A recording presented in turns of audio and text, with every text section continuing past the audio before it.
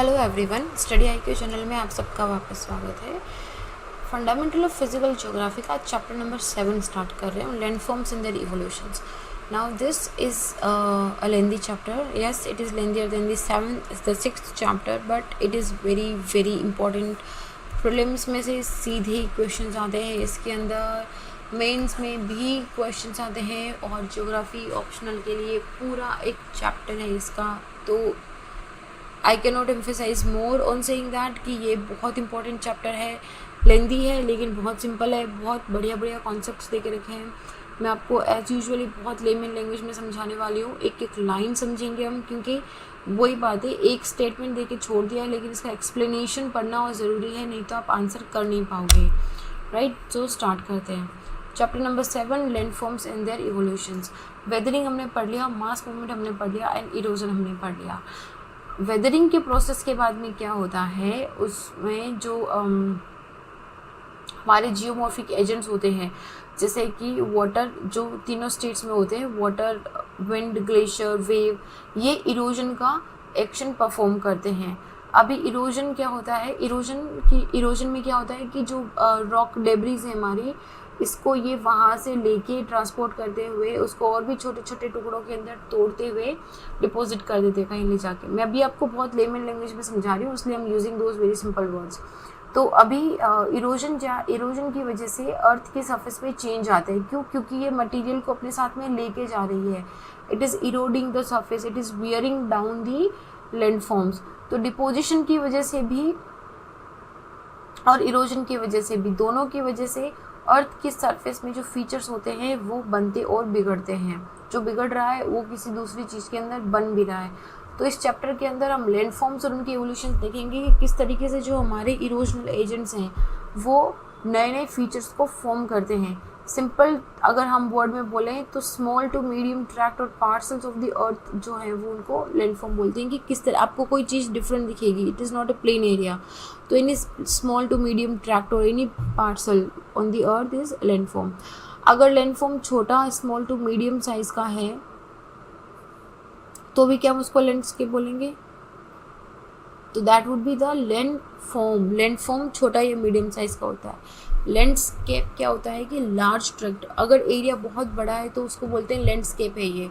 जैसे आपने देखा होगा कि फोटोग्राफी के अंदर एक लैंडस्केप फोटोग्राफी होती है, जिसके अंदर आप वाइड एंगल कैमरा लगाते हो, बहुत बड़ा एरिया उसमें कैप्चर करते हो. लेकिन लैंडफॉर्म एक छोटे से ही टुकड़े को बोलते हैं. जैसे कि हिल एक लैंडफॉर्म है, प्लेट्यू एक लैंडफॉर्म है. तो बहुत सारे लैंडफॉर्म्स मिलके एक लैंडस्केप को बनाते हैं. Landscape is like a combination of many landforms. Her landform का अपना अलग फिजिकल शेप, साइज और मटेरियल होता है. कोई भी दो लैंडफॉर्म्स एक जैसे नहीं होते हैं, और this is because of the action of the erosional agents, and also कि कितनी इंटेंसिटी से वो वहाँ पे है. उसके अलावा बहुत सारी चीज़ें मैटर करती है कि जहाँ पे इरोजन हो रहा है वो रॉक कैसी है, उस रॉक का लोकेशन क्या है, वहाँ का क्लाइमेट क्या है. So many things are there which define कि एक लैंडफॉर्म का साइज एंड शेप कैसा होगा. बहुत ज़्यादा जो जियोमॉर्फिक प्रोसेसेस हैं जनरली वो स्लो होते हैं, एक जनरली दिखाई नहीं देते, मतलब एक लाइफ टाइम के अंदर दिखाई नहीं देंगे. लेकिन आप जब बहुत हज़ारों साल बाद देखोगे तो आपको लगेगा कि अरे यहाँ पे वैली बन गया. राइट, लेकिन कुछ फास्ट भी होते हैं. जैसे कि अगर फ्लड प्लेन्स हैं, अगर रिवर अपना कोर्स चेंज कर रही है स्लोप में चेंज की वजह से, या ज़्यादा सेडिमेंटेशन लोड की वजह से, अगर कोई भी रिवर अपना कोर्स चेंज कर रही है तो वो क्या करेगी, उसके साथ में जो सेडिमेंटेशन है, जो एलुवियल सॉइल है, उसको वो नए एरिया में बिछा देगी जहाँ पे उसने कोर्स को चेंज कर रहा है. तो दिस इज़ अनदर फॉर्म कि जो लैंडफॉर्म्स हैं वो तेज़ी से भी बन सकते हैं. And the same goes for the delta also. Right, delta का शेप भी चेंज हो सकता है. अच्छा, लैंडफॉर्म ना, इनका एक बिगिनिंग होता है. ओके, एक बार शुरू होते हैं, उसके बाद में different size, shape and naturally वो अलग अलग चीज़ों में कन्वर्ट होते रहते हैं, अलग शेप्स में कन्वर्ट होते हैं. And that is due to the continuous action of the geomorphic process and agent. Continuously वहाँ पे इरोजन हो रहा है, जियोमॉर्फिक एजेंट्स उस पर काम कर रहे हैं. ना क्लाइमेट कंडीशन में चेंज की वजह से, या फिर लैंड मासेस में वर्टिकल या हॉरिजॉन्टल मूवमेंट की वजह से, जिसको हमने क्या बोला था, ओरोजेनिक या फिर इपीरियोजेनिक मूवमेंट की वजह से, या फिर जो खुद प्रोसेस है जियोमॉर्फिक का उसका इंटेंसिटी कैसा है. These all processes they lead to the change in the modification of the landform. ये सब लैंडफॉर्म की शेप साइज कैसी होगी इसको चेंज कर देते हैं. नाउ इवोल्यूशन का मतलब क्या है यहाँ पे कि स्टेज ऑफ ट्रांसफॉर्मेशन की बात कर रहे हैं हम. Either one part of the surface from one landform to another और transformation of one individual landform. Landscape का भी लैंडस्केप तो खैर बहुत बड़ा हो गया, उसका एक साथ में इतना ट्रांसफॉर्मेशन हम नहीं बोल सकते, लेकिन या तो एक से ज़्यादा लैंडफॉर्म का या फिर किसी एक लैंडफॉर्म को उसका जो शेप है या जो साइज़ है उसको ट्रांसफॉर्म कर रहे हो. That is evolution here. Evolution का मतलब ये है. इवोल्यूशन का मतलब ये नहीं है कि ह्यूमन इवोल्यूशन हो रहा है या क्या लैंडफॉर्म में कुछ नए जीन्स आ रहे हैं क्या. नहीं. इन जनरल भी इवोल्यूशन का मतलब क्या होता है कि चेंजेस है ना, उसी को बोलते हैं इवोल्यूशन. तो लैंडफॉर्म के अंदर भी क्या हो रहा है, चेंज हो रहा है, इसलिए हम उसे बोल रहे हैं कि उसमें इवोल्यूशन क्या है इसका. जैसे हम लोग हिस्ट्री के साथ या जो भी हमारी क्लाइमेटिक कंडीशंस थी उसमें सर्वाइव करने के लिए भी kept on evolving. Similarly landform भी क्लाइमेट के साथ, चेंजिंग टाइम के साथ, क्या इंटेंसिटी, क्या जियोमॉर्फिक एजेंट काम कर रहा है, इन सब के साथ चेंज होता रहता है. कोई भी एक लैंडमास डिफरेंट स्टेजेस से गुजरता है, youth, mature and old age, just like a human being. Different stages होती है, डिफरेंट स्टेजेस में इसके डिफरेंट फीचर्स होते हैं. जैसे हमारे डिफरेंट स्टेजेस में डिफरेंट काम होते हैं, सिमिलरली लैंड मास के भी डिफरेंट स्टेजेस में डिफरेंट फीचर्स होते हैं. कोई भी अगर हम इवोल्यूशनरी हिस्ट्री को देखें तो कंटिन्यूसली वो अर्थ की सरफेस को चेंज करती रहती है, and that also without disturbing it's balance and diminishing the potential for the future.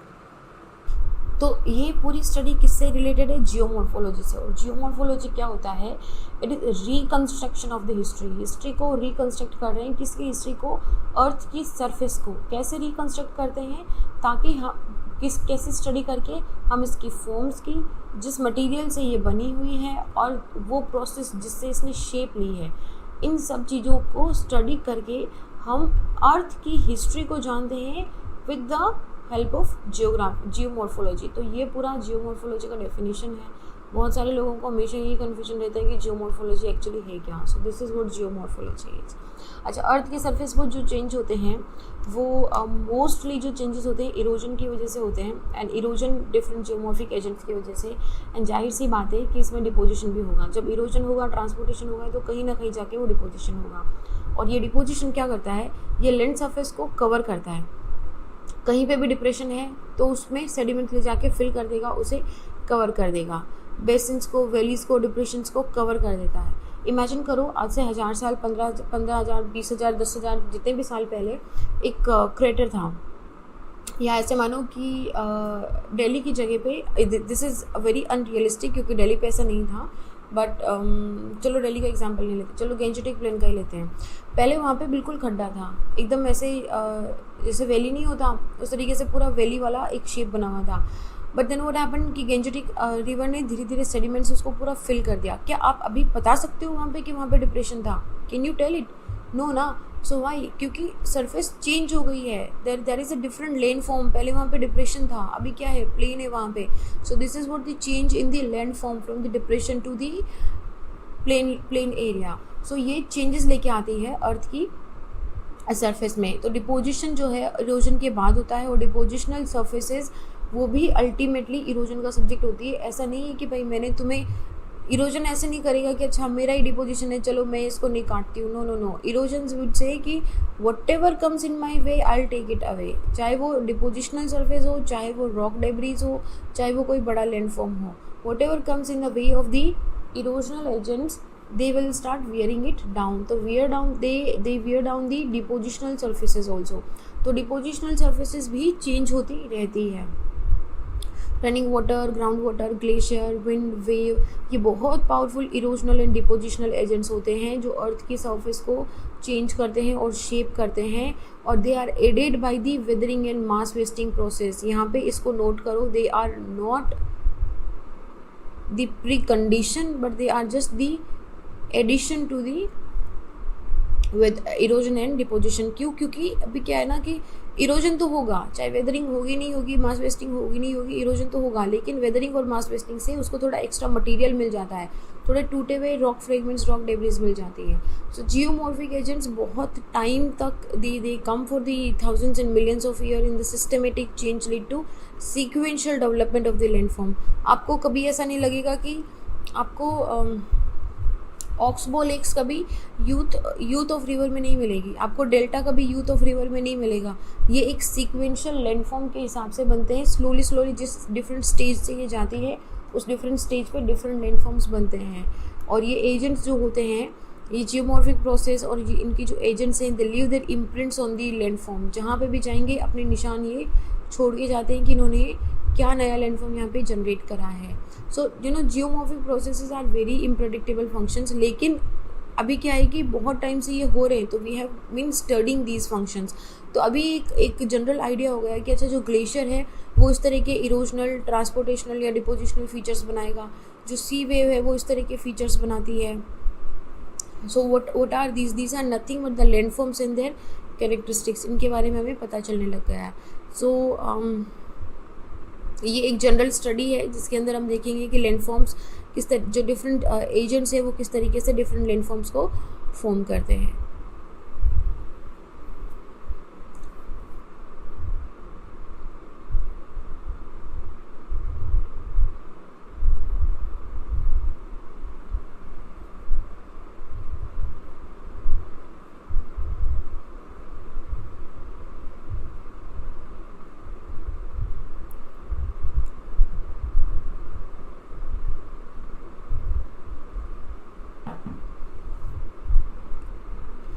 जैसे जियोमॉर्फिक एजेंट इरोजन और डिपोजन के कैपेबल होते हैं, तो ये दो सेट बनाते हैं, इरोजनल एंड और डिस्ट्रक्शनल, डिपोजिशनल और कंस्ट्रक्शन।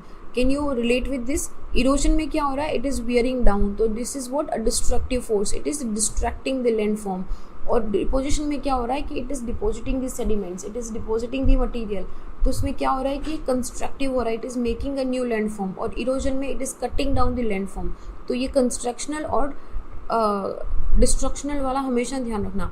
अच्छा देखो, मैं एक ऐसी साइड पॉइंट बता देती हूँ यहाँ पे, अगर कभी भी आपका क्वेश्चन आए कि कंस्ट्रक्शनल फोर्सेस कौन सी हैं, तो कंस्ट्रक्शनल फोर्सेस के अंदर जब आप एंडोजेनिक एजेंट्स को आप जब एंडोजेनिक प्रोसेस को लिखोगे ना, वोल्केनिक प्रोसेस हो गया और अपना इपीरियोजेनिक या ओरोजेनिक अगर आप लिखते हो, तो उसके साथ के अंदर प्लीज़ इरोजनल एजेंट्स को इसमें डिपोजिशनल को भी लिखना, क्योंकि डिपोजिशन में क्या हो रहा है कि कंस्ट्रक्शन हो रहा है, it is constructing a new landform. Okay, तो ये छोटा सा पॉइंट है, many of us forget, most of us forget, हम नहीं लिखते हैं, हमें लगता है कि जनरली एंडोजेनिक फोर्स है वो ही कंस्ट्रक्शनल फोर्स होता है, लेकिन प्लीज़ इसको साथ में लिखना, this deposition is also a constructional force. इसको यहाँ पे स्टार मार्क कर लो, जैसे भी आपको सूटेबल लगे इसको लिखना है साथ में। ओके, सो लैंडफॉर्म की बहुत सारी वेराइटीज़ डेवलप होती है डिपेंडिंग अपॉन कि जियोमॉर्फिक एजेंट कौन सी स्टेज पे है, कितना एक्शन है, और इसके साथ ही ये इस चीज़ पे भी डिपेंड करता है कि अगर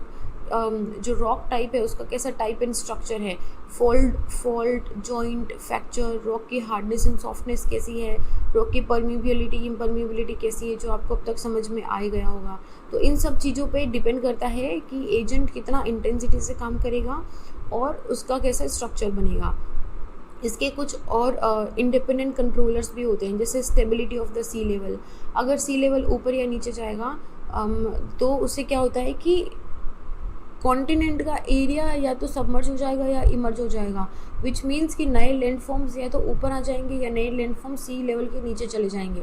तो अगर सी लेवल के ऊपर आ गया, ठीक है, अगर कॉन्टिनेंट राइज हो गया, तो इसका मतलब क्या हुआ कि अभी उस इरोजनल एजेंट को फिर से काम करना पड़ेगा, जो नए लैंडफॉर्म्स आए हैं उसको कट करने के लिए। सो क्या होगा, वो रीजनरेट हो जाएगा। और अगर कोई कॉन्टिनेंट सी लेवल से नीचे चला गया, तो उसका मतलब क्या होगा कि अच्छा उसका तो काम आसान हो गया, वो तो ऑलरेडी सी लेवल के नीचे चला गया। और इरोजनल एजेंट का काम हमेशा कॉन्टिनेंट वाले एरिया पे रहेगा, सी लेवल पे उसका कोई काम नहीं है, ठीक है, बिलो सी लेवल कोई काम नहीं है उसका।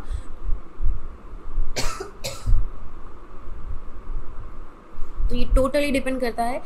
अभी हम आगे पढ़ेंगे, एक निक पॉइंट आता है जिसके अंदर जो रिवर इरोजन है वो रीजनरेट हो जाता है। तो जब तक सी लेवल स्टेबल है ये इसको कंट्रोल कर रहा है। सी लेवल कॉन्टिनेंट अगर ऊपर आ गया तो उसको फिर से उसको वियर डाउन करना पड़ेगा। अच्छा, tectonic stability of the land mass, जाहिर सी बात है, सडनली एक रिवर चल रही है और सडनली एक वोल्केनिक इरप्शन हो गया तो क्या होगा, डिस्टर्बेंस क्रिएट हो गया ना, तो वो फिर उसके पाथ को चेंज कर देगा, उसके जो एक्शन है उसको कन्वर्ट कर देगा। So tectonic stability of land mass जरूरी है। And the climate also, climate बहुत इन्फ्लुएंस करता है कि किस लैंडफॉर्म का किस तरह का इवोल्यूशन होगा। अगर इन तीनों के बीच में कोई भी डिस्टर्बेंस होता है तो वो इसके सिस्टमेटिक और सीक्वेंशियल स्टेज को डिस्टर्ब कर देता है। लैंडफॉर्म की जो डेवलपमेंट और इवोल्यूशन होता है उसको ये डिस्टर्ब कर देता है। अभी आगे देखेंगे कि किस तरीके से डिस्टर्बेंस हो रहा है, हम एक दो एग्जांपल्स भी लेंगे इसके।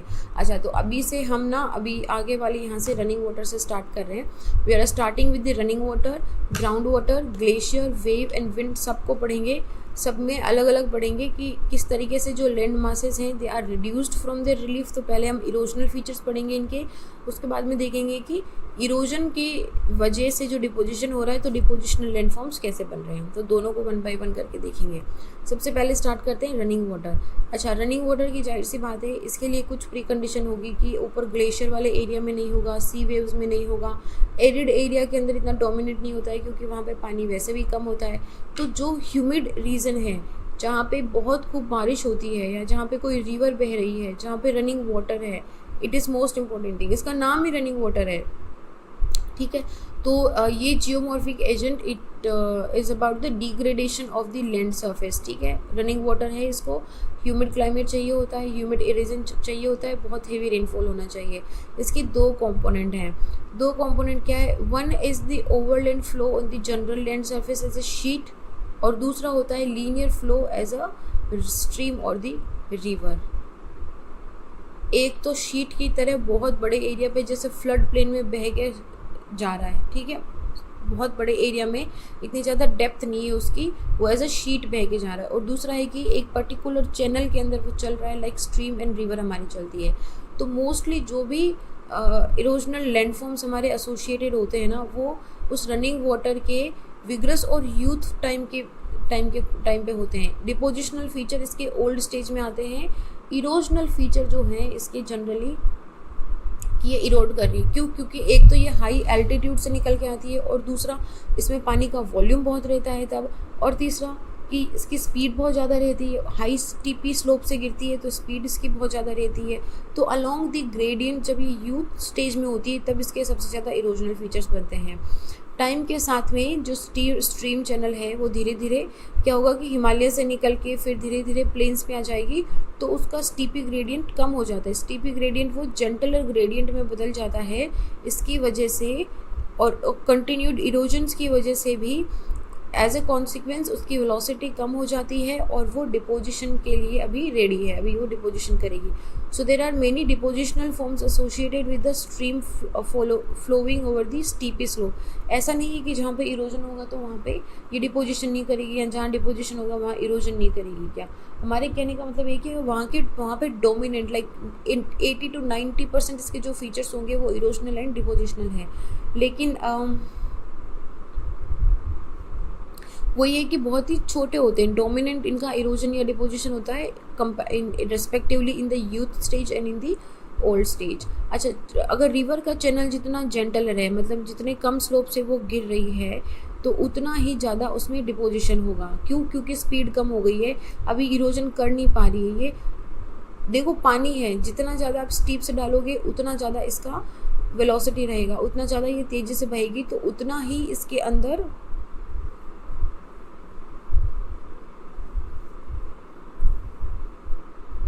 इरोजनल कैपेसिटी होगी। लेकिन अगर ये जेंटलर स्लोप पे आ जाती है तो because of the low velocity ये क्या है, एकदम शांति से निकलती है, तो इतना दिखने वाला सिग्निफिकेंट इरोजन नहीं होता है, यहाँ पे डिपोजिशन हो जाता है। तो जब कोई भी स्ट्रीम बेड जेंटलर टर्न होता है due to the continued erosion और downward cutting become less dominant और lateral erosion of the bank increases. Now अभी ये क्या हो गया, lateral erosion and continued and horizontal erosion क्या होता है, पहले इसी को देख लेते हैं कि क्या होता है। देखो ये रनिंग वाटर है ना, इसमें 3 जोन्स होते हैं, zone of erosion, zone of transportation and zone of deposition. तो जोन ऑफ इरोजन के अंदर क्या है, यहाँ से ये हेड वाटर है, ये कैसे कैसे फीचर्स बनाती है यहाँ पे, head water, V shape, steep gradient, down cutting vertical erosion, rapids and waterfalls, boulders and frictional slow flow. Zone of transport में क्या कर रही है, ये असिमेट्रिकल चैनल बना रही है, meanders, lateral erosion, cutting banks, river Cliff, ये सब इसके जोन ऑफ ट्रांसपोर्ट में हमको दिखेंगे। जोन ऑफ डिपोजिशन में क्या दिखेगा, रिवर माउथ आ जाएगा, अभी बिल्कुल समुद्र में गिरने वाली है, जितने भी जितने भी सेडिमेंट्स लेके आई है सबको डेल्टा के फॉर्म में डिपॉजिट कर देगी। एक बहुत ही U shaped wide smooth channel बना लेती है, बहुत ही ये शैलो भी होता है। Flood plain and leaves low gradient areas के अंदर, क्योंकि फ्रिक्शन बहुत कम होता है, सो वेलोसिटी भी यहाँ पे जब ये बिल्कुल रिवर में गिरने वाली होती है तब हाई वेलोसिटी से गिरती है और हाई इसमें डिस्चार्ज होता है। सो ये डिफरेंट जोन के अंदर डिफरेंट फीचर्स बना रही हैं। इरोजनल जोन के अंदर ये फीचर्स है जिसमें आपको लगेगा कि अरे ये तो पूरे इस लैंडफॉर्म को काट रही है, it is bearing down the landform. और डिपोजिशनल फीचर में ऐसा होगा कि अच्छा यहाँ पे नया लैंडफॉर्म बन रहा है because of the deposition of the sediment. अभी आप ए, बी और सी को देखो, यहाँ पे आपको क्या दिख रहा है, वी शेप्ड है, ठीक है। और अभी क्या हो रहा है, ये वी शेप ना बड़ा होता जा रहा है, नीचे से ये ऐसे वाइड होता जा रहा है, धीरे धीरे वाइड होता जा रहा है। So this is what this you see, this is lateral erosion. Lateral erosion, horizontal erosion जो होता है उसको लेटरल इरोजन बोलते हैं। जब रिवर जेंटल स्टेज के अंदर आ जाती है, रिवर अभी कम स्लोप पे आ गई है, थोड़ा वेलोसिटी कम हो गया है, तो ये लिटरली अपनी जो बैंक्स होती हैं साइड बाई साइड ना, साइड बाई साइड को ज़्यादा काटती है, उसको बोलते हैं लेटरल इरोजन। लेकिन जब रिवर यूथ स्टेज के अंदर है, जब रिवर में वेलोसिटी बहुत ज़्यादा है, बहुत स्टीपी ग्रेडियंट से गिर रही है, तब वो वर्टिकल इरोजन करती है, विच मीन्स डाउनवर्ड इसको काट रही है। देखो ये डाउनवर्ड इसको, ये वी वैली को बड़ा करती जाएगी। लेकिन जैसे ही ये जेंटल स्लोप पे आएगी, ये इसको यहाँ से वाइड करता जाएगी। ओके, ये होता है lateral erosion and vertical erosion. तो ये हेड इरोजन क्या होता है, हेड इरोजन होता है कि रिवर यहाँ से अगर निकल रही है ना तो इसको पीछे की तरफ काट रही है, पीछे की तरफ काटना होता है हेड इरोजन। लेटरल इरोजन होता है साइड बाई साइड काटना, ठीक है। डाउन कटिंग या वर्टिकल इरोजन होता है इसको नीचे की तरफ काटना। तो यूथ स्टेज के अंदर डाउन कटिंग होती है, और जैसे ही वो जेंटल स्लोप पे आ जाएगी, या बोल दो ओल्ड या मेच्योर स्टेज के अंदर, लेटरल इरोजन होता है। ये 3 तरह के इरोजन है। इसके साथ ही आपको कुछ और भी ऐसे इसमें दिखेगा कि किस तरीके से ये इरोजन करती है।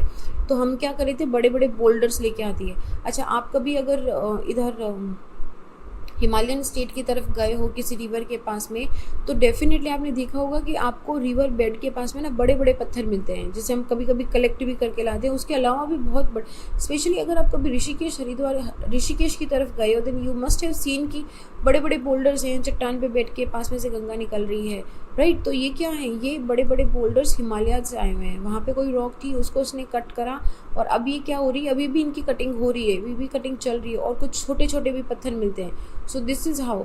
तो ये क्या करते हैं, छोटे पत्थर आपको बड़े स्मूथ लगते होंगे, राउंडेड है, एकदम गोल है, कोई भी ऐसे जैसे अपन हथौड़े से पत्थर मारते हैं तो बहुत ही एजी शेप्ड का होता है, लेकिन ये तो बहुत राउंड होता है। राउंड होने का मतलब यही है कि इसमें ट्रैक्शन होता है। ट्रैक्शन में क्या होता है, लार्ज पेबल्स या जो बोल्डर्स होते हैं ना, वो ऐसे घूमते रहते हैं। यहाँ से रिवर का पानी फ्लो हो रहा है, तो रिवर के फ्लो के साथ ही ये भी घूमते रहते हैं, यहाँ पे ये इस तरीके से घूमते रहते हैं। तो इनका ना कंटिन्यूसली फ्रिक्शन के साथ, ट्रैक्शन के साथ ये इनकी एजेस स्मूथ हो जाती हैं।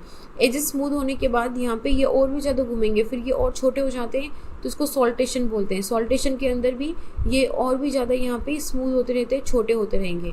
सॉल्टेशन के बाद आता है सस्पेंशन। सस्पेंशन में क्या होता है, कोई भी फाइन मटेरियल है जो रिवर में बह गया है, या खुद के ये जो बोल्डर्स हैं कट के एकदम छोटे हो जाएंगे, तो जो कोर्स मटेरियल होगा वो रिवर बेड बना देगा, जो फाइन मटेरियल होगा वो पानी में उछाल के साथ कभी ऊपर आ जाएगा। तो ये सस्पेंडेड चलता है। कभी आपको लगता होगा बहुत पानी, बारिश होती है तो पानी गुदला गुदला सा होता है। रीज़न क्या है कि बारिश होने की वजह से आसपास के रीजन में जो मिट्टी होती है वो पानी में बह के आ जाती है, तो वो मिट्टी, वो जो फाइन सेडिमेंट या क्ले होता है वो रिवर में सस्पेंडेड रहता है। और होता है सोल्यूशन। सोल्यूशन में क्या होता है कि अगर कोई भी मिनरल है, जैसे रॉक वेदरिंग में क्या था, रॉक वेदरिंग में जो हमने केमिकल प्रोसेस देखा था, तो उसके अंदर जो मिनरल थे वो पानी के अंदर बह के जा रहे थे। So those minerals are into now in river water, तो वो सोल्यूशन होता है। तो ये 4 तरीके से, इस तरीके से इसको इरोजन के साथ ट्रांसपोर्ट करती है। ये इसका ट्रांसपोर्टेशन का पूरा सिस्टम होता है। तो दिस इज इट। तो ये वर्टिकल एंड लेटरल इरोजन दिया है मैंने। Vertical erosion upper course of the river में होता है, जब बहुत यूथ है, ग्रेडियंट बहुत स्टीप होता है, रिवर इतना तेज़ी से फ्लो करती है कि इसको लेटरल इरोजन के लिए टाइम ही नहीं मिलता है, इसकी वजह से ये वर्टिकल इरोजन ही करती है और ये वी शेप वैली या आई शेप वैली बनाती है जनरली। और लेटरल इरोजन के अंदर क्या होगा, अभी रिवर की स्पीड हो गई है कम, लोअर कोर्स पे आ गई है, जेंटलर स्लोप है, पानी का वॉल्यूम तो हाई है लेकिन स्पीड कम है, तो ये अभी इसको टाइम मिल गया है तो अभी अपने साइड बैंक्स को काटती है यहाँ पे, तो it erode horizontally. Okay so ये पूरा रिवर का कोर्स है, upper course, middle course and lower course. Upper course को यंग बोलते हैं, मेच्योर एंड ओल्ड बोलते हैं। यंग में इरोजन डोमिनेट करता है, मेच्योर में जनरली ट्रांसपोर्ट होता है। यहाँ पे आपको इरोजनल और डिपोजिशनल दोनों फीचर्स मिलते हैं और ओल्ड के अंदर मेजॉरिटी ऑफ द जो फीचर्स हमें डिपोजिशनल मिलते हैं। जैसे कि यहाँ पे देखो, यहाँ पे वैली का क्रॉस सेक्शन दिखा है, तो ये अभी यूथ स्टेज में क्या करेगी, डाउनवर्ड कटिंग करेगी, डाउन कटिंग कर रही है, विच मीन्स कि it is vertically eroding, then it gives the lateral erosion. अभी ये हॉरिजॉन्टली कटिंग कर रही है और ये हॉरिजॉन्टल कटिंग इसकी बढ़ती जाएगी, लेकिन इसकी जो डेप्थ है वो कम होती जाएगी because of the alluvial deposition. Okay, तो ये इस तरीके से पूरा रिवर का चैनल चलता है। एक एक करके हम देखेंगे अभी इसके क्या क्या फीचर्स बनते हैं। अच्छा, ओवरलैंड फ्लो जो शीट इरोजन होता है, जो दो तरीका देखा था ना हमने, कि एक तो वो हो सकता है कि एज अ शीट निकलता हो और एक हो सकता है कि एज अ स्ट्रीम निकलता हो। तो जो शीट होता है, sheet erosion completely different erosion होता है रिवर से। शीट इरोजन के अंदर रिवर इरोजन वाले फीचर्स नहीं बनते हैं, ये जनरली किसी भी लैंड की इरेगुलरिटीज पे डिपेंड करता है। ओवरफ्लो में कॉन्सेंट्रेट टू अ नैरो और wide path also. Now because of the share friction of the volume of the column of the flowing water, minor or major quantity of the material from the surface of the lens are removed in the direction of the flow and gradually small and narrow reels और Wills forms. Okay, बहुत ही बड़ा सा statement है। बोल क्या रहा है in short में कि जब पानी बह रहा है, जब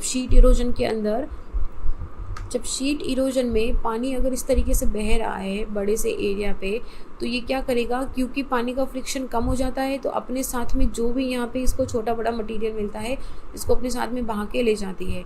नाउ अगर आगे चल के ये किसी एक रैली के अंदर या किसी छोटी सी स्ट्रीम के अंदर जाके इस तरीके से बहना स्टार्ट कर दे, तो वो ये क्या हो गया, ये हो गया शीट इरोजन। इसको आप इफ़ यू रिमेंबर हमने ऑलरेडी पढ़ा है जब हम सॉइल इरोजन पढ़ रहे थे। शीट इरोजन हो गया और उसके बाद में जब ये बिल्कुल नैरो रील्स में आ जाएगी तो वो ग्रेजुअली बहुत बड़े लॉन्ग एंड वाइड गलीज़ में डेवलप हो जाती हैं और जो गलीज़ हैं वो फर्दर वैलीज़ में डेवलप हो जाती हैं। लेकिन ये बहुत लंबा प्रोसेस है। अगर पानी उसमें कंटिन्यूसली बह रहा है और कंटिन्यूसली पानी का वॉल्यूम ज़्यादा है तो इस तरीके से शीट इरोजन वैलीज़ में कन्वर्ट हो जाता है। अर्ली स्टेज के अंदर क्या होगा कि जो डाउन कटिंग होती है वो डोमिनेंट होती है। अभी हमने देखा कि क्या होता है, इसका वर्टिकल इरोजन ज़्यादा होता है और इसी की वजह से आपको यूथ स्टेज में जहाँ पे डाउन कटिंग ज़्यादा हो रही है या बोलो कि वर्टिकल इरोजन ज़्यादा हो रहा है, इसकी वजह से आपको वहाँ पे वाटरफॉल एंड कैस्केड्स यहाँ पे जो है ना धीरे धीरे रिमूव हो जाएंगे और इसकी जगह पे रैपिड्स बन जाते हैं। यहाँ पे अर्ली मिडिल स्टेज में क्या होगा कि जो स्ट्रीम है वो अपने धीरे धीरे लेटरल इरोजन स्टार्ट कर देगी, अपने जो कट देयर बेड्स स्लोवर ना, अभी स्पीड कम हो गई है, जेंटल स्लोप पे आ गई है और लेटरल इरोजन जो है वो साइड बाय साइड होना स्टार्ट हो जाएगा। ग्रेजुअली जो वैली की साइड हैं they will keep on reducing to the lower slopes. और दूसरा क्या है कि देखो जितना जेंटल होता जाएगा ना उतना रिवर का वाटर कैरिंग कैपेसिटी भी कम होता जाता है स्लोली जैसे वो ओल्ड स्टेज की तरफ जाती है। एंड द रीज़न बीइंग कि जो सेडिमेंट्स हैं वो उसके रिवर बेड पे धीरे धीरे डिपॉजिट होना स्टार्ट हो जाते हैं। जो बड़े बड़े बोल्डर्स आ रहे थे स्टार्टिंग में यूथ से, अभी क्या होगा वो छोटे छोटे फ्रेगमेंट्स में और भी छोटे छोटे सेडिमेंट्स में कन्वर्ट होते जाएंगे। तो ग्रेजुअली जो वैली साइड्स हैं they will be reduced to the lower and lower slope. अभी पहले क्या थी, इस तरीके से रिवर वैली साइड थी ना, अभी क्या होगी कि ये ना धीरे धीरे इस तरीके से बनती जाएगी, इसका स्लोप कम होता जाएगा। ये देख रहे हो अब दोनों में बहुत डिफरेंस है। इसको अगर मैं यहाँ पे लगाऊँ तो ये इस तरीके से इसको वाइड करती जाएगी, वाइडन होता जाएगा। अभी जो डिवाइड बिटवीन ड्रेनेज बेसिन होता है it is very unlikely lowered until they are almost completely flattened, leaving finally a low land of fen relief with some low resistance remnant called the monodogs। ये क्या बोल रहा है इस line में, बड़ी एक कॉम्प्लिकेटेड सी लाइन है। इट इज़ सेइंग कि जब तक ये बिल्कुल उसको काट नहीं देगी, बिल्कुल फ्लैट नहीं कर देगी उस सरफेस को, दो ड्रेनेज बेसिन हमने पढ़ा है रिवर के अंदर क्या होता है, जब तक उसको बिल्कुल लेवल में नहीं लेके आ जाएगी, सी लेवल पे या जो भी रिवर का लेवल है, जब तक उस पर नहीं लेके आ जाएगी तब तक ये उसको फ्लैटन करती रहेगी, इरोड करती रहेगी, और फाइनली ना एक फेंट रिलीफ बचेगा with some low resistance remnant, जिसका एक थोड़ा सा ऐसे बोलते हैं ना कि छोटा सा कोई डोम टाइप बच गया या कोई एक पहाड़ बच गया है, बाकी सब कुछ रिवर ने काट दिया था। तो ऐसा है कि अपना स्टाम्प छोड़ के जाती है कि इधर सब कुछ मैंने रिमूव कर दिया है, ये एक मैं अपना स्टाम्प छोड़ के जा रही हूँ, तो उस तरीके से उसको मोनोडॉक्स बोलते हैं। Let me show you a picture of that. We have see this like this. Okay, it leaves a stump. पास में जो भी फीचर था, लैंडफॉर्म था, सबको काट दिया, इस एक को रख दिया। और इस एक को रखने का ऐसा मतलब नहीं है कि वो बड़ी दयालु थी तो रख दिया, क्या इट जस्ट मीन्स कि इसका जो रेजिस्टेंस था वो थोड़ा ज़्यादा था, तो it just could not cut it, और इसके आसपास में एक प्लेन फॉर्म कर देती है, it which is a result of the stream erosion, तो उसे बोलते हैं पेनेप्लेन। ऑलमोस्ट प्लेन होता है ये वाला एरिया, देखो दिस इज अ पेनेप्लेन एरिया। यहाँ पे ये डाइसेक्टेड वैलीज दिख रही है आपको, विच मीन्स कि एक ज़माने में यहाँ पे रिवर इरोजन चला करता था, अभी इन्होंने रिवर महोदया ने इस पूरे को काट दिया है, तो अभी ये बिल्कुल प्लेन बन गया, इसको बोलते हैं पेनेप्लेन। पेनेप्लेन याद रखना, आगे एक और वर्ड आएगा जिसमें बड़ा कन्फ्यूजन होगा, उन दोनों को एक एक करके देखेंगे। तो पेनेप्लेन याद रखना, पेनेप्लेन क्या है कि रिवर ने फाइनली इरोजन करके एक प्लेन बना दिया as a result of the stream erosion, तो उसे बोलते हैं पेनेप्लेन। और मोनोडॉक्स क्या है, मोनोडॉक्स क्या है, लो रेजिस्टेंस रेमिनेंट्स हैं, बाकी सब area low land faint relief में कन्वर्ट हो गया है with some low resistant remnant. एक तो इन दोनों को स्टार मार्क कर लो, डबल इम्पॉर्टेंट है, मिस कर दोगे, ठीक है। सो ये कुछ कैरेक्टरिस्टिक्स हैं कि अभी देखते हैं कैसे कैसे ये कर रही है। तो देखो पहले तो तीन इसकी स्टेजेस पढ़ लो भाई, 3 स्टेजेस होती है इसकी, यूथ, मेच्योर और ओल्ड। तीनों के अंदर इरोजन टाइप डिफरेंट होता है, वेलोसिटी डिफरेंट होती है, जेंटल स्लोप डिफरेंट होता है, और क्योंकि ये सब चीज़ें डिफरेंट है तो इसकी वजह से जो बनने वाला लैंडफॉर्म है इन पे वो भी डिफरेंट होता है। स्ट्रीम जब अपनी यूथ साइज में होती है, विच मीन्स कि बस अभी ये ग्लेशियर से निकली है, अभी इसका ओरिजिन हुआ है, तो वहाँ पे ओरिजिनल स्लोप से गिरती है, बहुत तेज़ी ऐसे हाई स्लोप से गिरती है। तो जब ये हाई स्लोप से गिरती है तो ये शेलो वी शेप्ड वैलीज बनाएंगी विद नो फ्लड प्लेन्स और very little narrow flood plains. इधर देखो अपन ने डायग्राम रखा है, ये देखो ये पास में दिख रहा है ये area, this is flood plain. तो या तो ये बिल्कुल भी नहीं रहेगा और रहेगा तो एकदम थोड़ा सा रहेगा, this is V shaped valley. ये इस तरीके से आपको वी में कटी हुई दिख रही है ना, ये है वी शेप्ड वैली। ओके, तो ये हो गया कि विद वेरी ऑलमोस्ट नो और very narrow flood plain along the trunk stream. ये जो चल रही है इसको बोलते हैं ट्रंक स्ट्रीम। तो जो स्ट्रीम है वो divides, stream divides are broad and the flat with the marshes, swamps and lakes. Broad होती है यहाँ पे काफ़ी, और पास में, क्योंकि यहाँ पे क्या सरफेस काफ़ी इरेगुलर है, तो कहीं पे पानी जमा हो गया तो वहाँ पे वो स्वम्प्स में, वाटर लॉक कंडीशन में भी मार्सेस या लेक्स में कन्वर्ट हो जाता है। अच्छा, मियंडर भी हो सकता है इफ़ प्रेजेंट अगर है, तो इसका मतलब है कि they present develop over this broad upland surface पे वो डेवलप होगा, और ये मियंडर इवेंचुअली खुद को इंट्रेंच कर देते हैं इनटू द अपलैंड। इसका देखो, एक तो झेलम के अंदर हमने क्या पढ़ा था कि झेलम में जो यूथ स्टेज है उसके अंदर उसमें मियंडर मिलता है।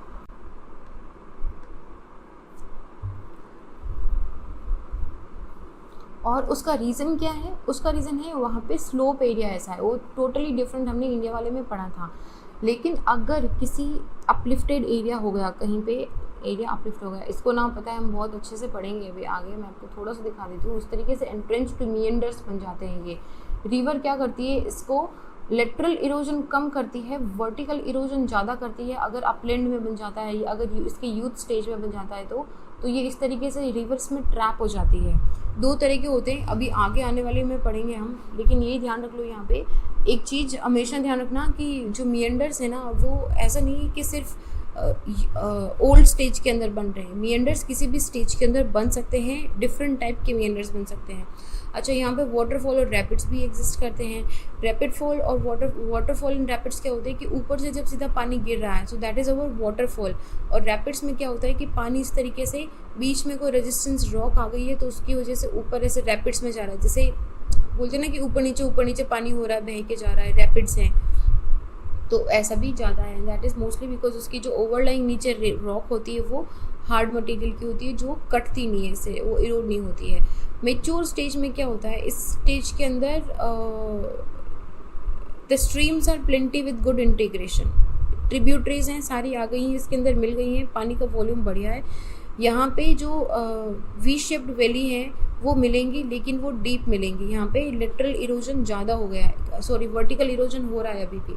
वर्टिकल इरोजन के साथ में यहाँ पे लेटरल इरोजन भी हो रहा है। ट्रंक स्ट्रीम जो है it is broad enough to have the wider flood plains. इस एरिया में फ्लड प्लेन्स मिलते हैं हमें, जिसकी वजह से मिएंडर्स भी यहाँ पे हो सकते हैं। अच्छा, फ्लैट एंड ब्रॉड जो इंटर स्ट्रीम एरियाज होते हैं वहाँ पे स्वैम्प एंड मार्शेस भी मिल सकते हैं of the youth that disappear and the stream divide turn sharp. Waterfall and rapids यहाँ पे डिसअपियर हो जाते हैं, इसको स्टार मार्क कर लो यहाँ पे, ठीक है, क्योंकि अभी मेच्योर स्टेज के अंदर आ गई है ना ये। तो मेच्योर स्टेज के अंदर जो यूथ स्टेज में स्वैम्प्स और मार्शेस मिल रहे थे यूथ स्टेज में, यहाँ पे हमने देखा था दीज वन, ये क्या होंगे, यहाँ पे आके डिसअपियर हो जाते हैं। और वाटरफॉल एंड रैपिड्स भी यहाँ पे डिसअपियर हो जाते हैं, क्योंकि इसका स्लोप कंटिन्यूसली थोड़ा कम होता जा रहा है। उसके बाद में ओल्ड स्टेज। ओल्ड में क्या होता है, जो छोटी बड़ी ट्रिब्यूटरीज होती हैं ओल्ड स्टेज में वो बिल्कुल एकदम जेंटल स्लोप पे आ जाती है, और जो मिएंडर स्ट्रीम जो है वो बहुत फ्रीली मिएंडर करने लग जाती है फ्लड प्लेन एरियाज़ पे, या जहाँ पे भी उसको हल्का फुल्का स्लोप मिलता है, क्योंकि ओल्ड स्टेज में एकदम जेंटल स्लोप पे आ जाती है। तो रिवर हमेशा स्लोप के अकॉर्डिंगली बहती है, तो जहाँ पे भी उसको लगेगा कि स्लोप है उधर टर्न होके चली जाती है। तो इस मिएंडरिंग की वजह से उस पे नेचुरल लीव्स भी बनती है, अभी देखेंगे हम क्या है, ऑक्सबो लेक्स भी बनती हैं, और जो डिवाइड्स होते हैं दे आर ब्रॉड। यहाँ इस तरीके से इसमें लेटरल इरोजन बहुत हो जाता है, तो ये काफ़ी ब्रॉड रिवर हो जाती है with flat with lakes swamps and marshes, यहाँ पे फिर से रीअपियर हो जाते हैं। मोस्टली जो लैंडस्केप होते हैं वो या तो ऑलमोस्ट ऑन और स्लाइटली अबाउ सी लेवल पे इसको मिलते हैं। तो ये हमारी 3 स्टेजेस ऑफ रिवर हैं यहाँ पे, एक बार देखो। हाँ, तो यंग स्ट्रीम क्या होगी, एकदम स्टीपी स्लोप में आएगी, इसके अंदर थोड़ा मॉडरेट स्लोप होगा मेच्योर स्ट्रीम में, और ओल्ड स्ट्रीम में बिल्कुल जेंटल स्लोप, ऑलमोस्ट इसके सी लेवल के बराबर में आ गई है। तो ये स्लोप कितना है इसका, इसकी वजह से बहुत फ़र्क पड़ता है, स्लोप कितना है और नीचे जो रॉक है वो कितनी है। और इसके साथ ही अगर अलग जगह पे रिवर है, जैसे हिमालयन एंड पेनिनसुलर रिवर है, उसमें बिल्कुल डिफरेंट फीचर्स बनते हैं, डिफरेंट टाइप के फीचर्स बनते हैं, डिपेंडिंग अपॉन कि वो कितने टाइम से, उसका रिवर का एज क्या है, रिवर कितनी खुद यंग है, रिवर टोटल रिवर कितनी यंग और कितनी ओल्ड है, इन पे डिपेंड करता है। तो यूथ के अंदर हमको क्या मिलता है, वी शेप्ड वैलीज इस तरीके से होते हैं, रैपिड्स इस तरीके से अभी आगे देखेंगे, वाटरफॉल्स होते हैं, यहाँ पे नो फ्लड प्लेन नहीं होगा, यहाँ पे ऑलमोस्ट 0 फ्लड प्लेन होता है। वी शेप वैली के पास हल्का फुल्का हमने देखा था होता है। Drainage divide broad and flat होता है, अनडाइसेक्टेड बाय इरोजन होता है ये वाला। वैली बीइंग डीपन्ड, यहाँ पे ज़्यादा वर्टिकल इरोजन होता है, तो ये कंटिन्यूसली डीप होती जाती है। मेच्योर स्टेज, ये तो यूथ की बात हो गई। मेच्योर स्टेज में क्या होगा, रिवर नीचे घूमती जाएगी, थोड़ा और मॉडरेट स्लोप हो गया है, मिएंडर्स यहाँ पे बनना स्टार्ट हो जाते हैं और फ्लड प्लेन्स बनते हैं यहाँ पे। ये देखो यहाँ पे रिवर क्या होती है कि अगर कभी कभी फ्लड्स आया, या फिर ये अपने आसपास का जो सेडिमेंट्री मटेरियल है इसको अपने आसपास के एरिया के अंदर छोड़ देती है, वहाँ पे डिपॉजिट कर देती है, तो वो फ्लड प्लेन्स बन जाते हैं। यहाँ पे पूरा ये एरिया फ्लड प्लेन का एरिया हो जाता है। और ये देखो कि किस तरीके से लेटरल डिवीजन कर रही है, लेटरल इरोजन कर रही है यहाँ पे। अच्छा, ओल्ड एज के अंदर क्या होता है, इसमें ऑक्सबो लेक्स भी बन जाती हैं। Let me show you. Okay, old stage के अंदर जनरली ऑक्सबो लेक्स बन जाती है। जब रिवर मिएंडर करती है तो धीरे धीरे वो यहाँ से इरोड होती हुई, जहाँ पे वो टर्न करती है वहाँ पे इरोड होती हुई फाइनली इस एरिया को मिला देती है, और ये छोटा सा एक लेक यहाँ से बाहर होके बिल्कुल कट ऑफ होके निकल जाता है। इसको हम बोलते हैं ऑक्सबो लेक। अभी इसको ठीक से देखेंगे हम। तो पहले हम इरोजनल फीचर्स की पूरी बात करते हैं। इरोजनल लैंडफॉर्म देखते हैं, इरोजनल की रिवर कौन कौन से इरोजनल लैंडफॉर्म्स बनाती है। अभी एक चीज़ ये देखना कि ये इरोजनल का मतलब ये नहीं है कि ये सिर्फ यूथ स्टेज में ही बनेंगे, क्या किसी भी स्टेज में इरोजनल लैंडफॉर्म्स बन सकते हैं। द पॉइंट इज़ कि ये destructive, as a destructive force काम कर रही है यहाँ पे ना, डिस्ट्रक्शन कर रही है। ओके, सो सबसे पहला है हमारा वैली। वैली क्या होता है, जिसे हम बोलते हैं ना घाटी है, घाटी होना। तो वैली एक बहुत ही छोटे से स्मॉल नेरो रिल से स्टार्ट होता है, बहुत धीरे से ये एकदम ऐसे छोटा सा, जैसे हमने क्या पढ़ा था शीट इरोजन के अंदर, कि शीट इरोजन के बाद जब पानी एक छोटे से रिल के अंदर चलने लग जाता है तो धीरे धीरे ये नैरो रिल होता है, फिर वो ग्रेजुअली और भी ज़्यादा डेवलप होता जाता है डिपेंडिंग कि वाटर का अवेलेबिलिटी कितना है, रॉक कैसा है वहाँ पे, तो ये ग्रेजुअली डेवलप होता जाता है और लॉन्ग और वाइड गलीज में बन जाता है। फिर वो गलीज और भी ज़्यादा डीपन होती जाती है, वाइड होती जाती है, लेटरल और वर्टिकल दोनों तरह के इरोजन इसमें चल रहे हैं, और उसकी वजह से, लेकिन वर्टिकल इरोजन ज़्यादा चलता है इसमें, तो वो लेटरल एंड वर्टिकल इरोजन इसको वैली के अंदर कन्वर्ट कर देता है। डिपेंड करता है कि कैसे डायमेंशन है उसकी, कैसी शेप है उसकी, उसके हिसाब से बहुत सारी वैलीज होती है। जैसे V shaped valley, V shape valley का एग्जांपल हमने अभी ऑलरेडी देख लिया है। गॉर्ज होता है, कैनियंस होते हैं, ये वैली के टाइप हैं। गॉर्ज क्या होता है, एक डीप वैली होता है with very steep to straight side, बहुत स्ट्रेट साइड्स होती हैं। अच्छा, ये एक्चुअली हम ना अभी देखो, ये देखो, दिस इज गॉर्ज, ये दिख रहा है आपको, बिल्कुल ऐसे दीवार की तरह यहाँ पे वॉल खड़ी है ना, यहाँ पे दीवार की तरह खड़ा है, और इसमें से पानी एकदम ऐसे कट होके निकलता है। अच्छा, एक तो इसका जैसे नमचा बरवा का गॉर्ज है, तो वहाँ पे क्या होता है, ब्रह्मपुत्र रिवर बिल्कुल यू टर्न लेके इंडिया में एंटर करती है, तो that is what a gorge. इसमें क्या है, बिल्कुल आपको स्ट्रेट वॉल दिखेगी, है ना। और कैनियंस क्या होते हैं, कैनियंस के अंदर ना स्टेप बाय स्टेप ऐसा लगता है कि पहले, ये खैर कैनियन का एग्जांपल है, पर यहाँ पे देखो ऐसा लगता है कि जैसे पहले रिवर यहाँ थी, यहाँ तक काटी, फिर रिवर का वॉल्यूम कम हो गया तो यहाँ तक ये कटने लग गई, तो आपको इसमें से लेयर्स दिखेंगी और स्टेप्स दिखेंगी कि जैसे जैसे पहले रिवर यहाँ तक चलती थी, फिर जैसे जैसे रिवर का वॉल्यूम कम होता गया, इसमें इस तरीके से कटिंग के स्टेप्स बनते गए, तो डिफरेंट दिखेगा। और इसके अंदर एकदम ऐसे स्टीपी स्लोप नहीं होता है, ये स्टीपी स्लोप आपको बिल्कुल ऐसा जो दिखता है वो दिखेगा गॉर्जेस में।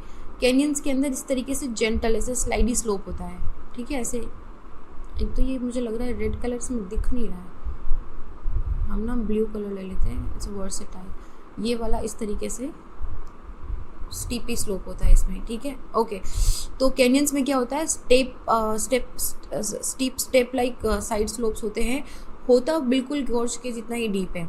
और दूसरा क्या डिफरेंस है गॉर्जेस और कैनियंस में, कि गॉर्जेस के अंदर ना आप नीचे से लेके बॉटम से लेके टॉप तक अगर आप मेजर करोगे तो ऑलमोस्ट इक्वल लेंथ पे आता है। इनके बीच का जो डिस्टेंस है, ये वाला जो डिस्टेंस दिख रहा है आपको, ये टॉप पे और बॉटम पे ऑलमोस्ट इक्वल आता है।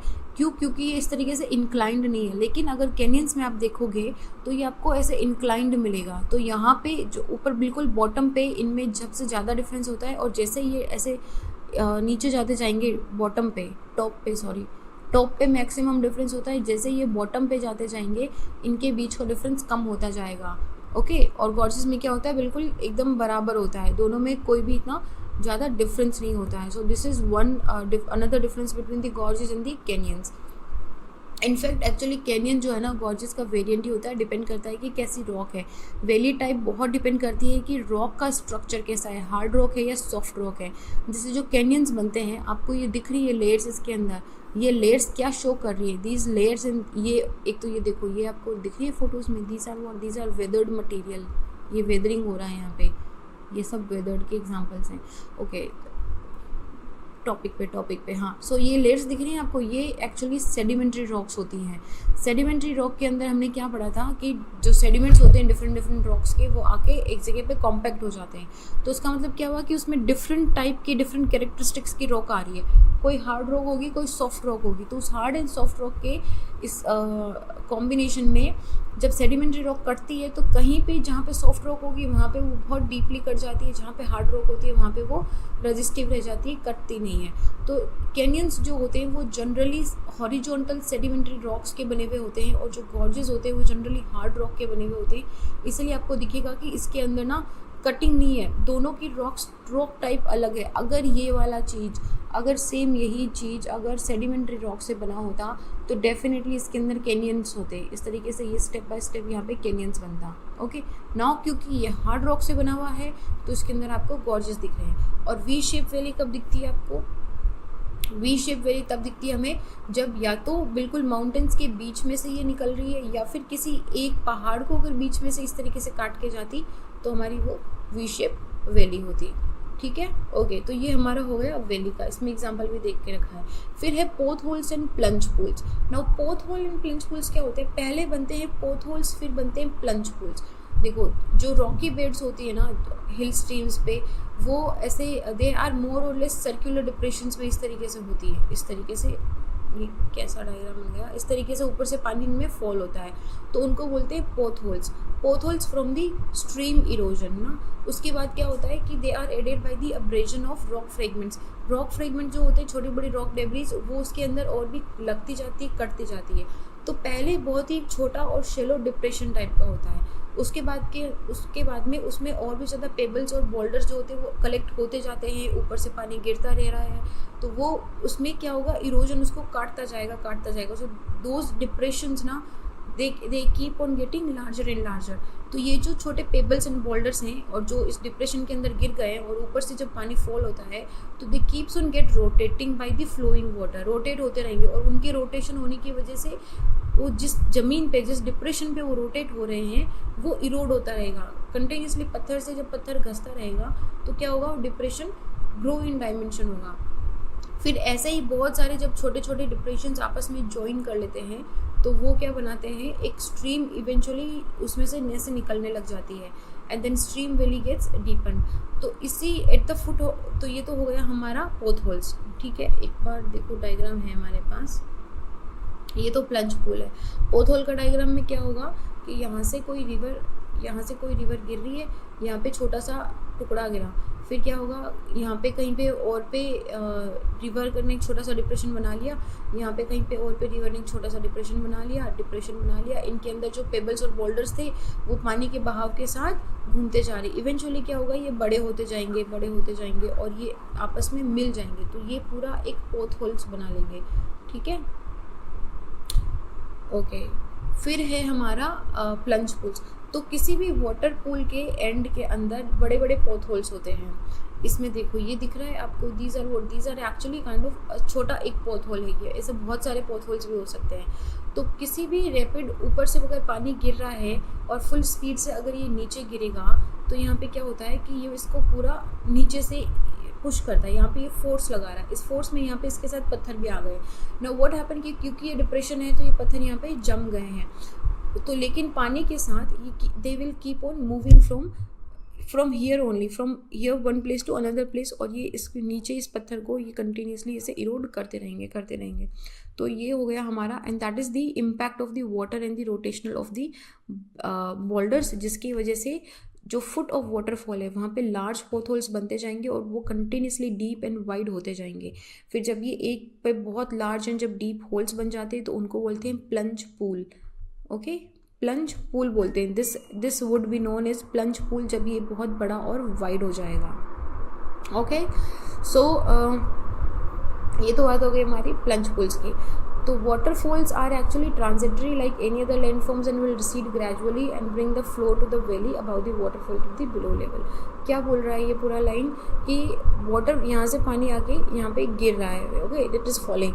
तो यहाँ पे आपको दो तरह की रॉक दिखेगी, ये है सॉफ्ट रॉक, ये है हार्ड रॉक। सॉफ्ट रॉक क्या होगी, इस पानी के फ्लो से जल्दी कटना स्टार्ट हो जाएगी, एक एट अ पॉइंट यहाँ तक कट जाएगी। उसके बाद क्या होगा कि ये पत्थर इतना पूरा बचेगा।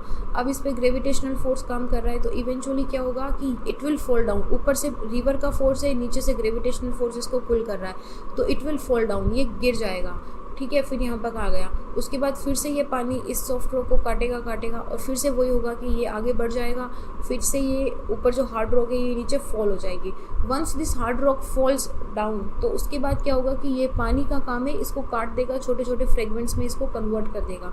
तो इस तरीके से इवेंचुअली ये पूरा का पूरा जो रॉक है ये पूरा आपका कट जाएगा और ये लैंडफॉर्म एरिया एकदम प्लेन एरिया बन जाएगा। Okay, so this is our potholes and plunge pools. Okay, अभी आ रहा है मिएंडर्स। मिएंडर्स दो तरह के होते हैं, इंसाइज्ड और इंट्रेंच्ड मिएंडर। सबसे पहले मिएंडर होता क्या है उसको देखो। मिएंडर कब से हम बोल रहे हैं meanders and things, so first we have to see what are meanders. Okay, so this is where we have the meanders, alright. So meanders क्या होते हैं, कोई भी रिवर जब वो स्टीपी ग्रेडियंट से आती है जनरली तो उसमें जो इरोजन होता है ना वो उसके बॉटम पे, उसका जो रिवर बेड होता है वहाँ पे कॉन्सेंट्रेटेड रहता है, क्योंकि रिवर बहुत तेज़ी से फ्लो कर रही है। जब बहुत तेज़ी से फ्लो कर रही होती है तो उसका जो रिवर बेड पे जितने भी पेबल्स या बोल्डर्स या रॉक डेब्रीज या सेडिमेंट्स हैं वो उसके साथ में अब्रेशन की वजह से, ट्रैक्शन की वजह से कंटिन्यूसली कट होते रहते हैं, और नॉर्मली जो इरोजन है वो bottom of the stream channel पे चलता है। जैसे ही हम also in the case of the steep gradient के अंदर क्या होता है कि लेटरल इरोजन इतना ज़्यादा नहीं होता है। लेटरल इरोजन का हमने क्या पढ़ा था कि साइड बाई साइड इरोजन जो है ना वो ज़्यादा नहीं होता है। एंड द रिवर बीइंग कि साइड बाई साइड इरोजन करने के लिए रिवर को इतना टाइम नहीं मिलता है, वो इतना स्पीड से निकल रही है, उसमें इतना वॉल्यूम है। नीचे की तरफ वर्टिकल इरोजन बहुत ज़्यादा होता है, इसमें वर्टिकली नीचे बहुत प्रेशर बनता है। तो जब कोई भी रिवर स्टीप ग्रेडियंट पे होती है तो उसमें लेटरल इरोजन विच मीन्स कि on the side of the valleys, side by side पे इतना ज़्यादा इरोजन नहीं होता है जितना कि जब वो रिवर लो और जेंटल स्लोप पे पहुंच जाएगी। जब कोई भी रिवर लो या जेंटल, अगर स्टीपी स्लोप पे है और जेंटल स्लोप पे है, यहाँ पे काम करेगा वर्टिकल इरोजन, और यहाँ पे जब जेंटल स्लोप पे आ गई है तो यहाँ पे काम करता है लेटरल इरोजन। यहाँ पे वी शेप्ड वैलीज बनती हैं। जनरली यहाँ पे क्या होगा कि वैलीज का जो माउथ है वो वाइड नहीं होगा। यहाँ पे क्या होगा कि ये, इसका मतलब ये नहीं है कि यहाँ पे वर्टिकल इरोजन नहीं चल रहा है। द पॉइंट इज़ कि यहाँ पे जो लेटरल इरोजन है वो कम हो रहा है और यहाँ पे जो वर्टिकल इरोजन है वो कम हो रहा है। तो यहाँ पे ये इस तरीके से वाइड होती जाएगी। So this is how this erosional thing work according to the slope के हिसाब से इरोजन काम करता है। अभी क्या होगा now, because of the active lateral erosion, side by side erosion, जब स्ट्रीम जेंटल स्लोप पे चलती है तो वो मिएंडरिंग कोर्स बना लेती है। जनरली मिएंडरिंग जो है, मिएंडरिंग का मतलब होता है इस तरीके से सर्पिलाकार होके चलना। जब रिवर ऐसे सर्पिलाकार होके चलती है तो उसे बोलते हैं मिएंडरिंग होना। इसमें क्या हो रहा है कि ये अपने रिवर बैंक्स को इस तरीके से इरोड कर रही है कंटिन्यूसली, इस तरीके से ये लेटरली हॉरिजॉन्टली इंक्रीज हो रही है। वर्टिकली अभी इसमें इरोजन बहुत ही कम हो रहा है। Okay, so now what would happen, और जनरली कहाँ पे मिलता है हमें, फ्लड प्लेन्स पे या डेल्टा प्लेन्स पे, जहाँ पे रिवर का जो ग्रेडियंट है, जो स्लोप है वो बहुत ही जेंटल हो गया है। बट वेरी डीप एंड जो वाइड मिएंडर्स है ना वो आपको हार्ड रॉक के कट में मिलेंगे, बहुत ऐसे deep and wide. Flood plain पे जो मिएंडर्स बनते हैं ना वो इतने बड़े नहीं होंगे उनमें, क्योंकि उनमें सेडिमेंट्स उनको फिल करना स्टार्ट कर देते हैं। लेकिन अगर कोई यंग स्टेज के अंदर मिएंडर बना या किसी हार्ड रॉक के अंदर मिएंडर बना है तो वो मिएंडर्स, यहाँ पे इसको स्टार लाइन करो, तो वो मिएंडर्स बहुत ही डीप और वाइड होते हैं। जैसे कि हमारा कोलोराडो को अभी मैं दिखाऊंगी आपको, वो मिएंडर है, दैट इज़ वेरी ह्यूज। आपने बहुत सारी हॉलीवुड मूवीज़ में भी देखा होगा। तो ऐसे मिएंडर्स को बोलते हैं इंसाइज्ड और इंट्रेंच्ड मिएंडर। ये मिएंडर क्या होता है कि originally the meander loop develop over the original gentle slope in the initial stage of the development of the stream. फिर वो सेम लूप उस जो रॉक है उस पर इंट्रेंच्ड, मतलब उसको और भी ज़्यादा गहरा करता जाएगा, normally due to the erosion and और slow continued upliftment of the land over which they start. बड़ा लंबा सा स्टेटमेंट है। स्टेटमेंट में ये बोल क्या रहा है कि जनरली इनिशियली क्या हुआ कि ये मिएंडर यहाँ पे डेवलप हो गया बिकॉज ऑफ दी स्लोप। यहाँ पे इस तरीके से स्लोप था, ये मिएंडर यहाँ पे डेवलप हो गया और यहाँ पे अभी जेंटल स्लोप है।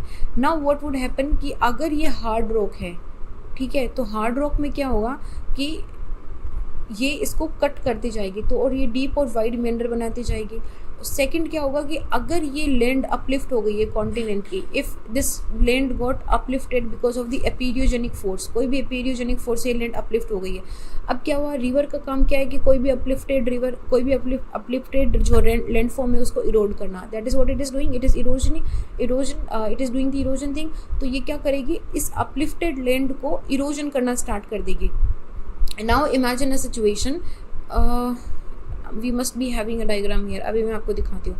तो वो जो अपलिफ्टेड लैंड हो गया है उसको वो काटना स्टार्ट कर देगी और स्लोली वो क्या करेगी, जहाँ पे वो चल रही है ना, ये इसका जो ऑलरेडी पाथ है, इस ऑलरेडी पाथ पे ही वो काटेगी, यहीं पे वो एंट्रेंच्ड हो जाएगी। ट्रैप हो गई है ये रिवर यहाँ पे। अभी ट्रैप कैसे हो गई है कि यहाँ पे क्या करा इसने, चल के पहले वैली बना ली, अब ये आसपास की लैंड अपलिफ्टेड हो गई है। तो क्या हुआ कि अब अपलिफ्टेड लैंड से रिवर तो ऊपर जा नहीं सकती, it has to go in the slope.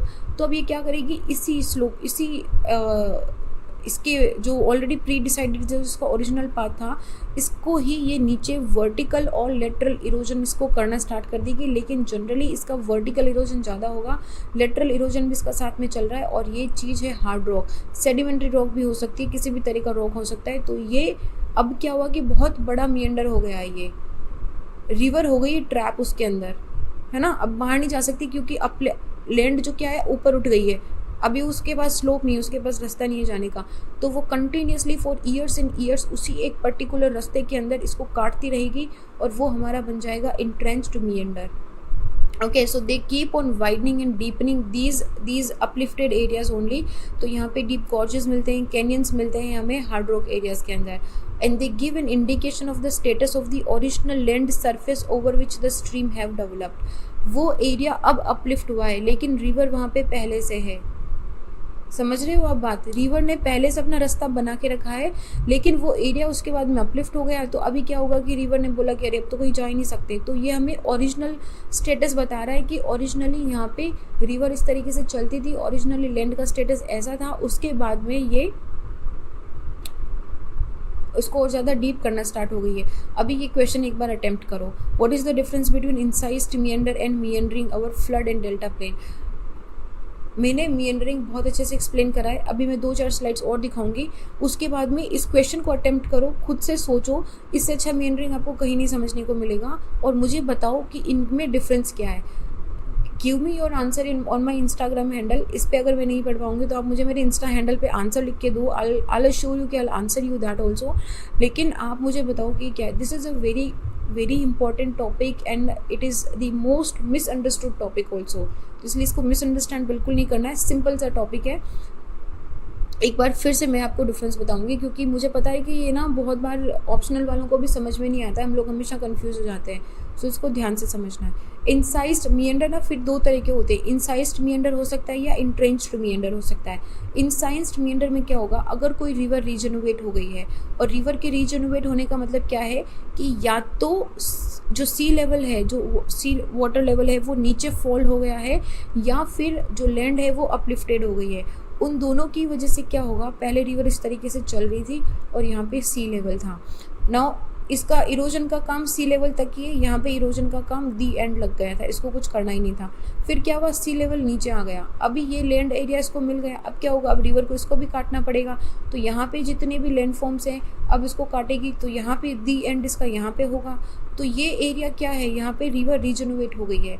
This is case 1। Scenario 2 में क्या होगा कि लैंड अपलिफ्ट हो गई है। मानो कि यहाँ से कोई एरिया था, ये सडनली एरिया अपलिफ्टेड हो गया है। जब ये एरिया अपलिफ्टेड होगा तो यहाँ पे different land forms features generate होंगे और फिर इरोजन एजेंट सोचेगा कि अरे फिर से लैंड फॉर्म एजेंट्स आ गए, चलो इनको काटो फिर से, तो ये इसको काटना स्टार्ट कर देगी। So this is रीजनोवेशन।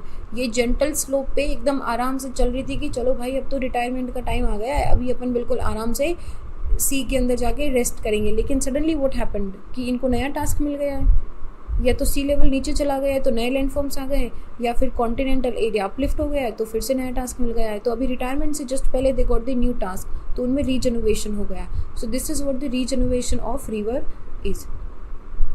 Okay, so जब रीजनरेट हो जाती है और किसी वैल्यू को ऑक्यूपाई कर लेती है तो यहाँ पे एक बहुत ही वेल डेवलप्ड मियंडर बना लेती है, and that results in the down cutting, और उसको बोलते हैं इंसाइज्ड, डीप होना, एकदम उसे डीप करते जाना।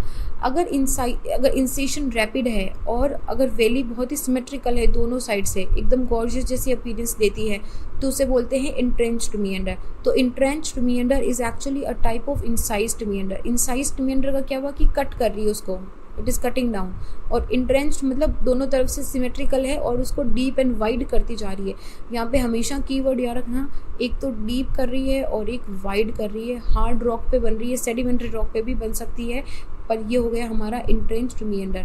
तो यहाँ पे बनता है रीजनरेटेड रिवर, इसको बनाती है। रीजनरेटेड रिवर कब होगी, जब एरिया जो कॉन्टिनेंट एरिया या जो लैंड एरिया है वो अपलिफ्ट हो जाता है और रिवर उसके अंदर ट्रैप हो जाती है। देखो ये ट्रैप बोल रही है ना, ये इंट्रेंच्ड मियंडर, ये देखो इस तरीके से ट्रैप हो गई। अब ये आपको दोनों तरफ से सिमेट्रिकल दिखेगा, इधर से और इधर से, दोनों साइड से ये इसको बराबर तरीके से काटती है तो सिमेट्रिकल होता है।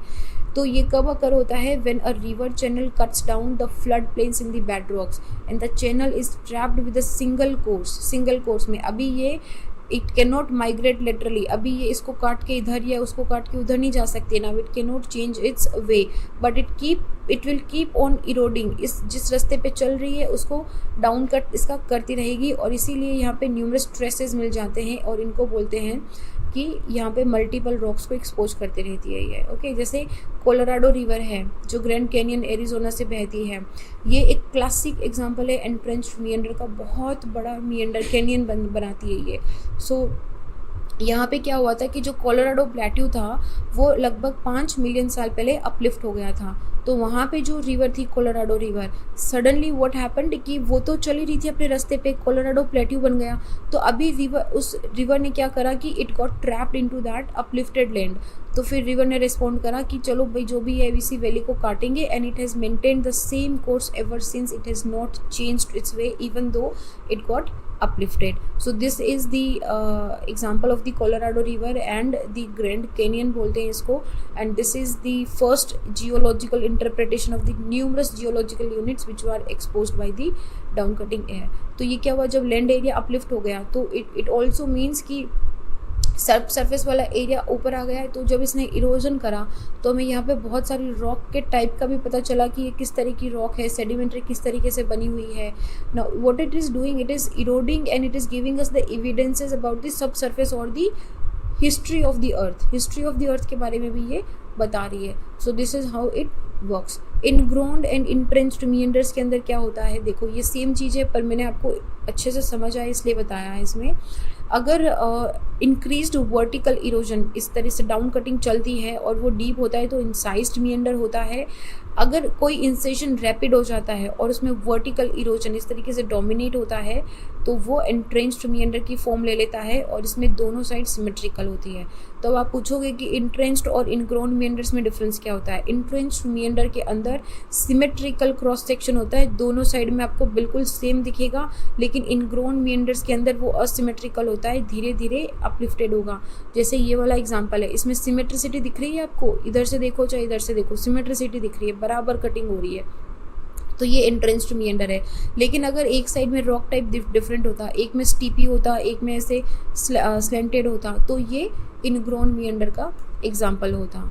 ओके ओके, लास्ट अभी इरोजनल फीचर में हमारा है रिवर ट्रेसेस। रिवर ट्रेसेस क्या होते हैं, टेरेस आप जानते हो क्या होता है, छत, रिवर की छत। अभी रिवर की छत कैसे होगी, नाउ व्हाट हैपेंस कि river terrace are the surfaces marking old valley floor and the flood plain area.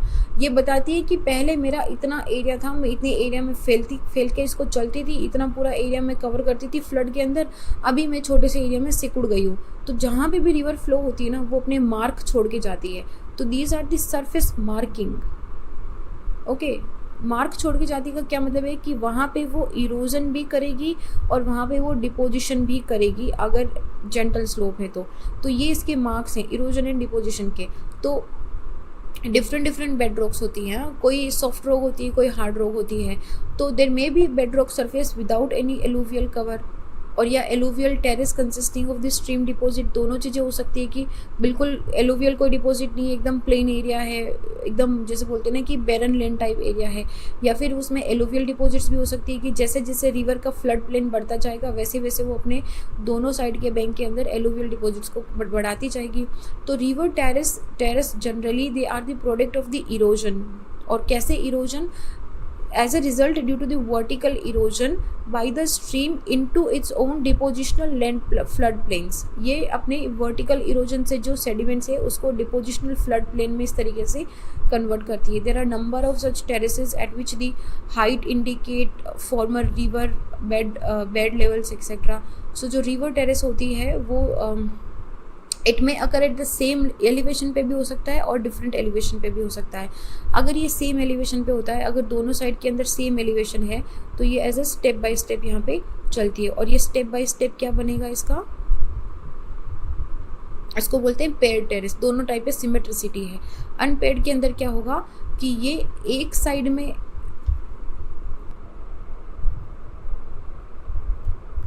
इसलिए ये हमेशा दोनों साइड में सिमेट्रिकल नहीं दिखेगी, असिमेट्रिकल इसका अपीयरेंस होता है।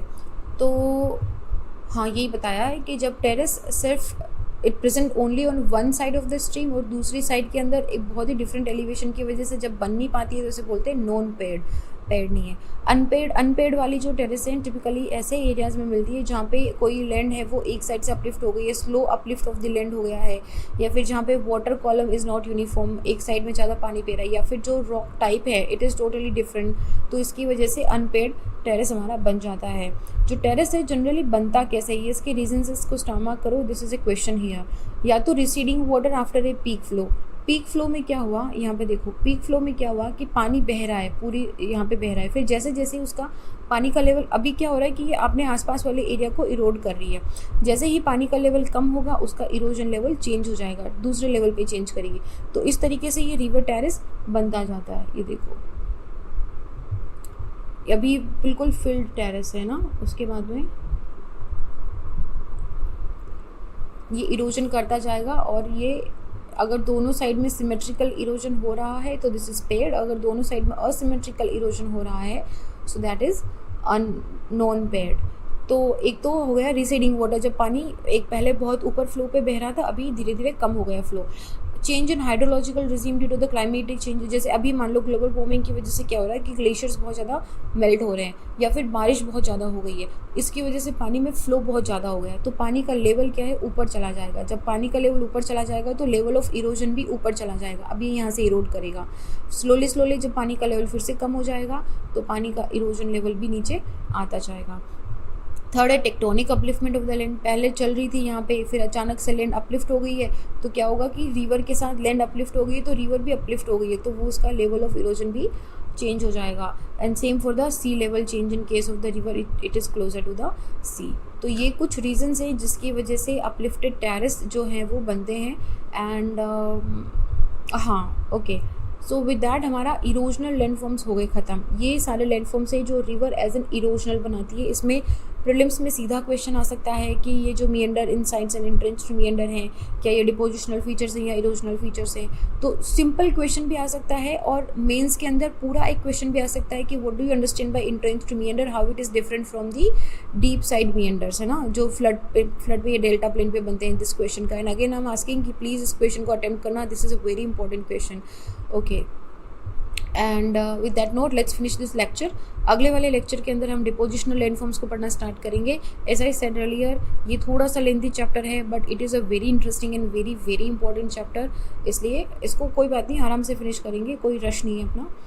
तो with that note let's finish this lecture. I will see you guys in the next lecture. Till then be happy, take care and bye bye.